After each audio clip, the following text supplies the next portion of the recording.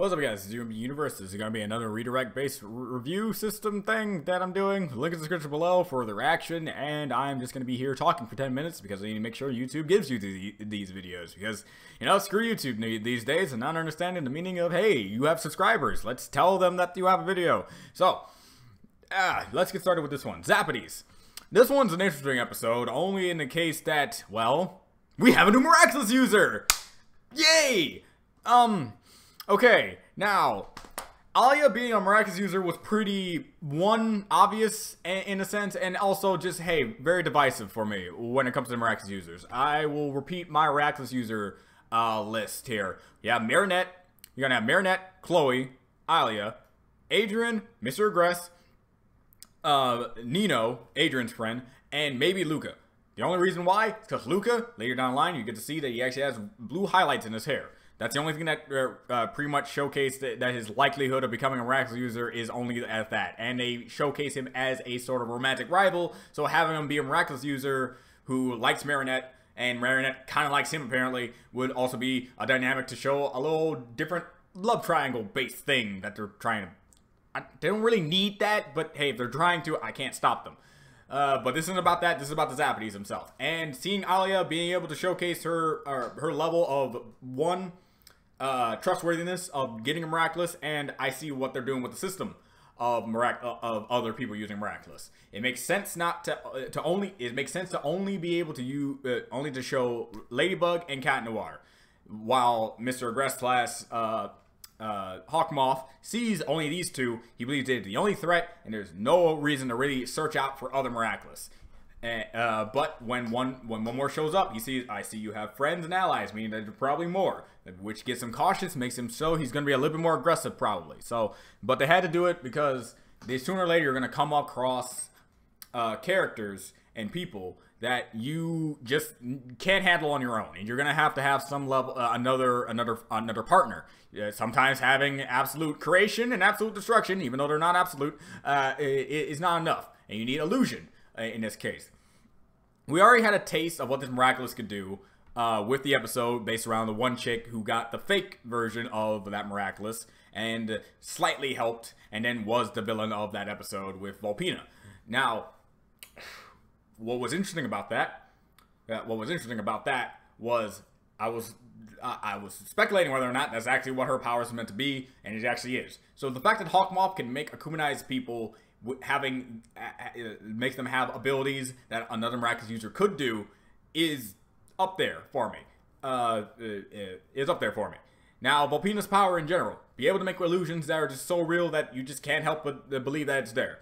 And unlike Volpina, who just sort of used her illusion to destroy a building, to make it look like she destroyed a building, she just makes a weird-looking carnival. And since the Sapotis in this episode were just kids, made sense. Now for the twins. Interesting enough, they were getting humanized, and they had an interesting way, well, a very specific way as to how they both would get humanized with one butterfly, and that them fighting over a hat. So, okay, that works. So that just makes you wonder. What is the limit of an Akumatized butterfly getting into an object? Why do I say this? Let's say you have one of those stupid competitions where people are like, okay, the longer you keep your hand on the wall, or something like that, the longer you keep your hand on the car, you get the car if you're the last person to be there. And Hawkmoth's like, oh, these people, they are so frustrated just to sit there all day holding their hand to a stupid looking vehicle. Oh, the amount of frustration they all feel. Go, my little Akuma, evilize them. And then Akuma gets inside the car. Does that mean the car would evilize everyone holding their hand to the car, or would it just do it to one? Because clearly, if you Akumatize the hat and two people are holding it, they will both be affected. There's a discussion for you. Please feel free to tell me, or, you know, tell me your opinions on that, because I'm interested. Anyway, with them getting Akumatized, it showed, it had a scenario that both Ladybug and Cat Noir can't handle themselves. And it's basically like fighting Naruto. If Naruto was always a 5-year-old brat, you know, they're going around causing mischief, and the more they eat, the more of them there will become, and then sooner or later, you're just gonna be so overwhelmed you can never really win. and there's so many of them, you can never really find the true originals, so you can get their Akuma out of their hat. Now having Volpina show up and showing that case that that type of illusion-based thing can helping them putting them through a funnel basically, and getting them all at once, and they're so distracted, is definitely a good idea. And I see now this is the system they're going to use, because they bring this back up again later down in the later episodes, how this is going to work. Marinette can't let them keep the Miraculous. They can't let them keep the Miraculous. And I found it's like, okay, now you're just getting me kind of confused. So Ladybug and Cat Noir, they can't know each other's identities because reasons, which may or may not be good. Just saying, there are reasons. But it is perfectly okay for Marinette / Ladybug to know the person she is giving a Miraculous to his identity, as long as Marinette herself does not bring up to the forefront that she is Ladybug and you are the Fox Girl person, that sort of thing. But technically, Marinette knows the secret identity of another Miraculous user, despite it being temporary and only happening every now and then when they really need help. Sure, but still, I find it really hypocritical for Marinette and the old man, in and of itself, to not let Adrian in on this. It's like he's not important when he has destruction as a Miraculous. That is important. You have creation, Marinette. You have life. You can make random things appear from nothingness with your lucky charm. Cat Noir can destroy literally anything with a touch. I think you want to have more trust in him into the secret identities or who you're planning to make a Miraculous user. And I find that to just be, yeah, when they bring it up later in the season, I'm with Adrian on this. If I'm part of a superhero duo and I'm helping you with my abilities, that I could just turn on you at any point. By the way, I can turn on you at any point, and what would you have to do? You would have to fight me with my powers of creation, and that's just how these things are gonna go. If you trust me a little bit more, this might not happen, because now I feel like I'm just alienated, and I feel as though that you don't trust me enough, and maybe you shouldn't.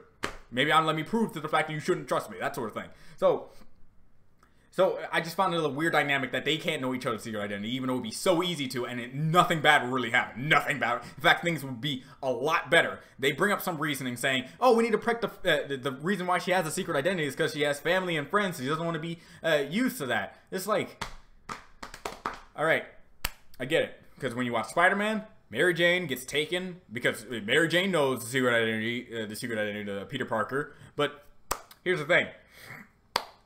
See, Mary Jane knows the secret identity to Peter Parker. All right, cool. Okay.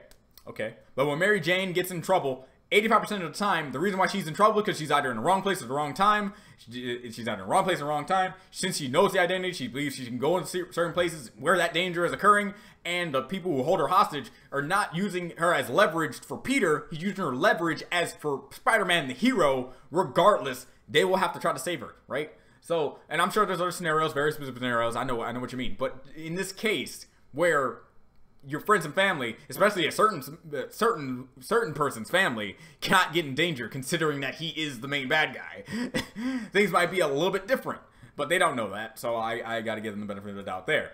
So, all in all, certain things in this episode. I'm happy that we got another Miraculous user. I'm happy I was confirmed that it was Alya. And happy we get to have another Miraculous user in general, and it was good. As for the Sapotis himself, definitely had a very good power output, but the whole thing is it's kind of like a baby. They're kids, they're children. Them actually actively trying to get the Miraculous from them is a second priority to them, though they can do it. And I'm not saying it's not like the baby who has a very low chance of actually getting them, let alone keeping them long enough. But the Sapotis definitely had a better chance of actually taking them and then bringing them to Hawkmoth. But in the end, they were just basically doing their own thing the entire time, and just being rambunctious and stuff like that. They really could have definitely won if they given enough time, and Volpina didn't show up. So happy that the only way they could win is getting extra help, and the extra help happened to be Alya. And Alya learning that, hey, secret identities are important, and I could have just told Marinette, hey, I was a superhero for a day, it really shows a level of also maturity on her character and her part, despite being the character who's always been doing lady blogs and wanting to find out the secret identity, slowly but surely coming closer and closer, but never actually ever going to actually get to actually gonna get to the conclusion that her best friend is Ladybug, even though it's so obvious. Whatever. After I get done with the power scaling with the thing, Sapotis in itself, a nice little power output. Designs were, you know, they're like gremlins in a way. The creativity aspect was like that, and the possibility of winning there. If the only way I can improve it, make them a little more competent, I guess. And that's about it. As for Alya, okay, when I look at Marinette and when I look at Ladybug, I just see Marinette with a mask on. That's it. So I complain that no one can immediately find out that she is Ladybug. The only thing that's mainly different is their personalities when they talk to people. So yeah, that's a good way to show a secret identity. Adrian is on another scale. His eyes literally change from regular human eyes to cat eyes. And his hair is a lot more roughed up. So yes, but still, if I had to look at both of them, I would say that's just Adrian. But as for Alya, when she goes into her Altergeist, I can see Alya a little bit, but definitely would have seen her as a different person. All right. So when it comes to the scaling of how these secret identities are staying secret, and don't even give me that, oh, it's magic. The magic makes it so that people just don't see the obvious glaring details, because that's not true anymore. That's not true anymore, thanks to a specific episode that I think is episode 18. Or maybe it's episode 17. It's the episode where the turtle guy comes up. So, no. It's just they are just so blind, apparently. But I'll complain about that when the episode comes in. So anyway, this is the Universe. This was an okay episode. Happy we got to see a new Miraculous user, and also I'm also happy that they are also explaining how these Miraculous users are doing, and also getting more personalities with Kwamis and how they act with their guys. So there you go. This is the Universe. I'll see you next time. Bye.